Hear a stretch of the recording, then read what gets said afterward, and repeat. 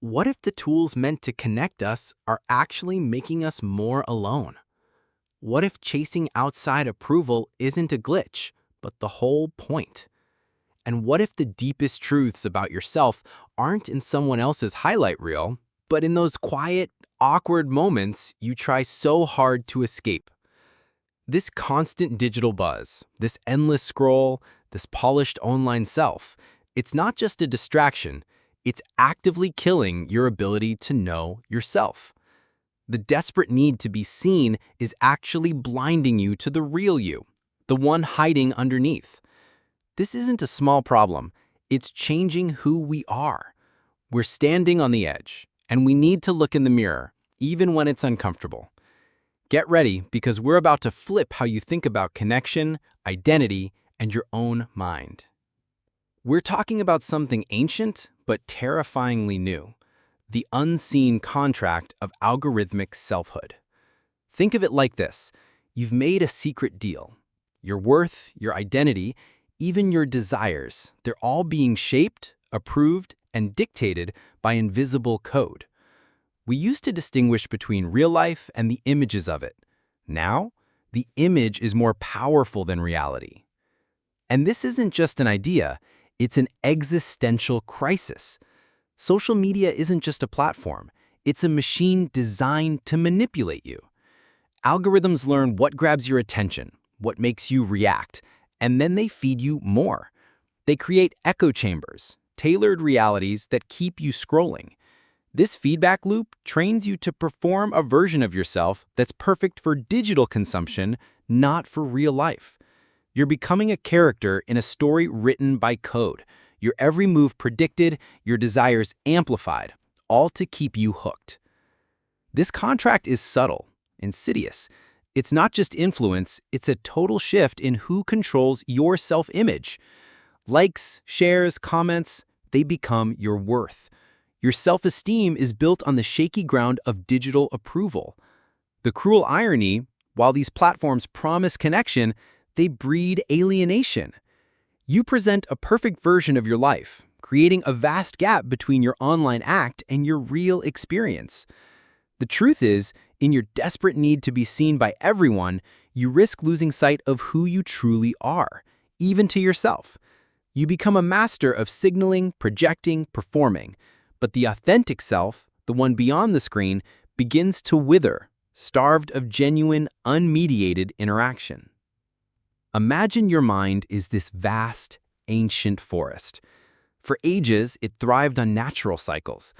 Now it's being bombarded by artificial lights, programmed to flash just when you might look away. These lights aren't natural. They're designed to grab your attention, to offer a fleeting, manufactured brightness. They know exactly what you like, when you like it. But the forest's natural light, the subtle shifts, the quiet wisdom, they're being buried. Your ability to navigate by the sun, to feel the rain, to understand the rustling leaves is fading. You're becoming dependent on the artificial glow, mistaking its intensity for life itself, losing touch with the deeper, enduring radiance of your own being. This is the unseen contract, trading the profound light of your soul for the flickering, curated glow of the algorithm. Why does this feel so powerful? It taps into our deepest wiring. We crave social connection and approval. Our brains reward us with dopamine for social praise, crucial for survival back then. Online, these rewards are amplified, unpredictable. Unlike real-life interactions, online validation is sporadic and superficial. This unpredictable reward system, like a slot machine, fosters compulsive behavior. We keep checking, posting, seeking that dopamine hit because we never know when it'll arrive. This constant seeking chips away at your self-reliance, your intrinsic drive. Your worth becomes a slave to external, often shallow, signals. Take Anya, a talented designer. Always a bit of an introvert, she found solace in her work. After a tough breakup, she turned to social media for distraction. Posting her designs brought unexpected praise. Suddenly, her self-worth was tied to likes and comments. If a post flopped, she'd spiral, questioning her talent, her value. Hours vanished crafting posts, agonizing over captions, refreshing her feed. Her creative process, once an organic exploration, became a performance for an unseen audience, driven by the need to maintain her online image. She started making work she thought would be popular, not work that truly spoke to her artistic vision. The devastating result? Creative stagnation and a growing emptiness. Her entire identity felt like a curated facade, disconnected from her true self. Do you ever feel that pressure to present a perfect, polished version of your life, even when you're struggling? Then there's Ben. Feeling increasingly invisible at work and in his personal life, he sought belonging and recognition in online forums. He discovered that being provocative, having strong opinions, generated a lot of engagement. He became known for his contrarian takes. While this brought attention, it polarized his relationships. He became so invested in defending his online persona that he lost the ability to engage in nuanced conversation, to empathize with different views. The long-term consequence for Ben? A deep, pervasive loneliness, a chasm between his online notoriety and his actual lack of genuine connection. Strangers admire or fear him, but he's increasingly isolated from those who truly matter. And Chloe, a student documenting her fitness journey. Every workout, every meal, every progress pic obsessively shared. She follows countless fitness influencers, constantly comparing her body and discipline to their seemingly perfect lives. This comparison fuels a relentless cycle of dieting, over-exercising, and body dissatisfaction. She lives with immense anxiety if she misses a workout or deviates from her strict plan, fearing judgment and her own internalized algorithmic standards. The devastating outcome? Disordered eating patterns and a warped relationship with her body. Her physical and mental well-being are sacrificed for an idealized, digitally constructed image. The price of staying trapped in this algorithmic selfhood is enormous, often invisible. It's the slow death of your intrinsic motivation, the erosion of your capacity for deep focus, the sacrifice of real connection for fleeting validation, the gradual alienation from your true self. You trade the rich, complex tapestry of your inner life for a flat, two-dimensional projection, optimized for engagement but devoid of substance. This isn't a minor inconvenience. It's a fundamental threat to your psychological freedom and your ability to live a meaningful, self-directed life. The path to breaking free isn't easy, but it's incredibly rewarding. It's a journey back to yourself, a reclamation of your inner world. True freedom here isn't about ignoring external influences, but about building an inner compass so strong that external signals, no matter how persuasive, can't shake your fundamental sense of self. It's the strength to choose your own values, your own pursuits, your own definition of worth, independent of the algorithmic gaze. First, mindful disengagement. What? Consciously create deliberate breaks from your devices, especially social media and news feeds. Why? This interrupts the dopamine loop that keeps you tethered to algorithmic approval.